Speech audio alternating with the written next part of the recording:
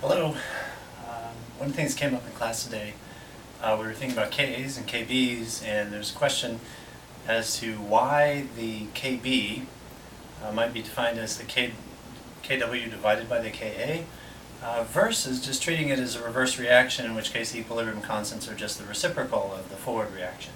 So a little confusing, so I thought I would take a little time to write this out and give you a chance to digest this. So if we take a simple reaction or a simple weak acid like acetic acid, you can write that expression as the acid producing the hydrogen ion and the conjugate base acetate. For acetic acid, its Ka is specifically about 1.75 times 10 to the minus 5.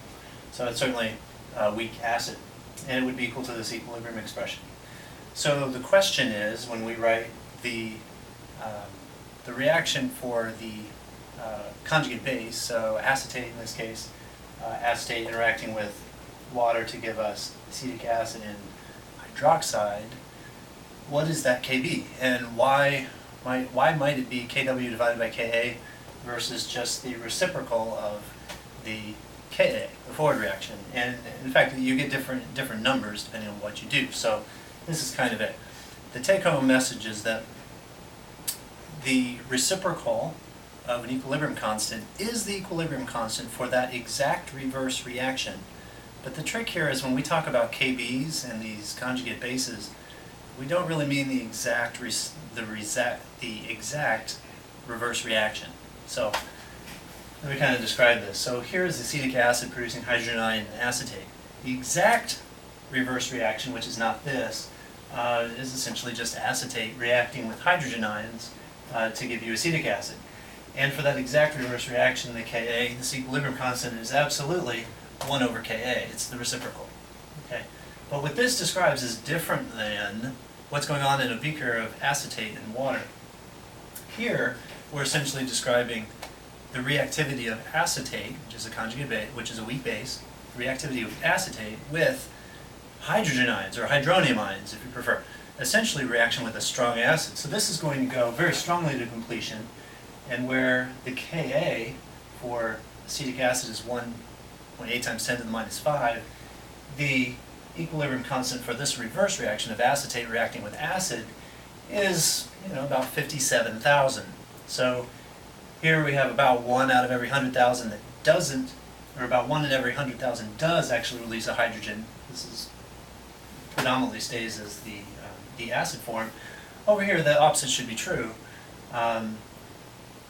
That acetate will react with hydrogen almost completely, and only about 1 out of every 100,000 or so is staying behind, and the vast majority is going to the product side, which is the acetic acid.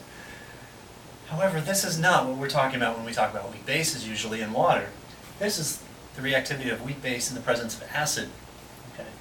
So this reaction, what we've written here, is really what we want to do most of the time when we're talking about weak acid or weak base chemistry. It's interaction with water, not with an acid or a base.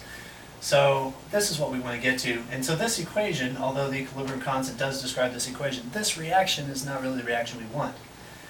But I will suggest, how can we get to this reaction? Well, here it is. Essentially the reverse reaction here, the acid with the conjugate base acetate with the acid, gives us acetic acid, all right? And that equilibrium constant for this reaction is 1 over the reciprocal of Ka. But we're seeing we're missing water and hydroxide over here, so if we add to it the reaction of water, dissociating into hydrogen and hydroxide, the equilibrium constant for this reaction is Kw. And when we add these two equations together, we get acetate. The hydrogen ions cancel. We have acetate reacting with water, gives us acetic acid and hydroxide. That is the reaction we want. Okay, so what is the equilibrium constant for this guy? The equilibrium constant for this reaction, as in any reaction where we add reactions together, the equilibrium constant is going to be the product of those equilibrium constants. So the equilibrium constant for reaction 1 here is the reciprocal of Ka. The equilibrium constant for the second reaction is Kw. So the total equilibrium constant for this reaction is 1 over Ka times Kw. In other words, it's Kw divided by Ka. So when you read in your textbook that KBs and KAs are essentially a factor of KW. Hopefully this helps you believe that it's true. And if we get confused as why is it not just the reciprocal, really the answer is that when we talk about weak acids and we compare them to their conjugate weak bases, we're generally not talking about the exact reverse reaction. So the Ka for acetic acid is 1.75 times 10 to the minus 5. The Kb for acetate in water is going to be the Kw, so 1 times 10 to the minus 14, divided by our Ka here. And so the Kas and Kbs are related through Kw. And also what you know to be true about equilibrium constants for reverse reactions being the reciprocal of equilibrium constants, that is also true. So hopefully it's not a point of confusion, but I'm hoping this little couple-minute clip will help you keep those ideas together. All right, so thanks.